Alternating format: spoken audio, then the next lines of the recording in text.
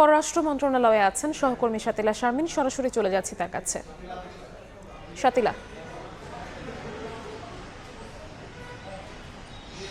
ভারতীয় হাইকমিশনারকে তলব করার পরে এখন আসলে আমরা অপেক্ষা করছি গণমাধ্যম কর্মীরা এখানে পররাষ্ট্র মন্ত্রণালয়ের পক্ষ থেকে কারো কাছ থেকে আসলে বিস্তারিত জানা যায় কিনা। সেই বিস্তারিত জানার জন্য আসলে আমরা মূলত পররাষ্ট্র উপদেষ্টা মোহাম্মদ তৌহিদ হোসেনেরই অপেক্ষা করছি।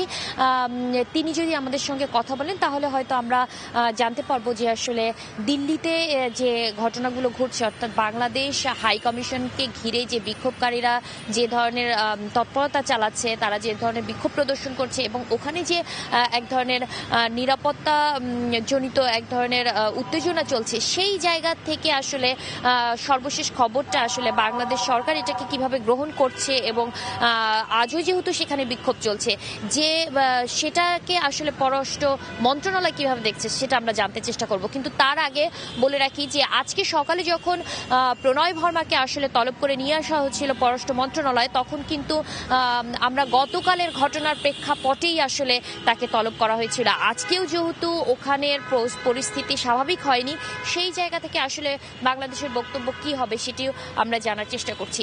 এর আগে জানিয়ে রাখি যে বাংলাদেশ ভারত যে সম্পর্ক, সেই সম্পর্কের জায়গায় কয়েকদিন ধরে আমরা দেখতে পাচ্ছি যে পাল্টাপাল্টি এক ধরনের হাই কমিশনারদের তলব এবং পাল্টাপাল্টি আমরা সংবাদ বিজ্ঞপ্তিও দেখতে পেরেছি। আমরা দেখেছি যে ভারতের সংবাদ বিজ্ঞপ্তিকে প্রত্যাখ্যান করতে দেখেছি ঢাকাকে, এবং ঢাকার যে বক্তব্য, সেই বক্তব্যের পাল্টা যে জবাব আসলে ভারত সরকার দিয়েছে, সেই জায়গায়ও আমরা বেশ কিছু মত পার্থক্যের জায়গা দেখতে পেরেছি। এর আগে যদি বলি তাহলে বলতে হয় তাহলে বাংলাদেশ ভারতের যে সম্পর্ক, সেই সম্পর্কের টানাপোড়েনটা অন্তর্বর্তী সরকারের আসার পরে, শেখ হাসিনা এই দেশ থেকে পালিয়ে যাবার পরেই যে টানাপোড়েন শুরু হয়েছিল, সেই টানাপোড়েনের মধ্যেই আমরা সাম্প্রতিক সময় কয়েক সপ্তাহে আসলে সেই সম্পর্কের জায়গায় আরও এক ধরনের কঠোরতা আসতে দেখছি। তো এই ছিল আমার কাছে সর্বশেষ।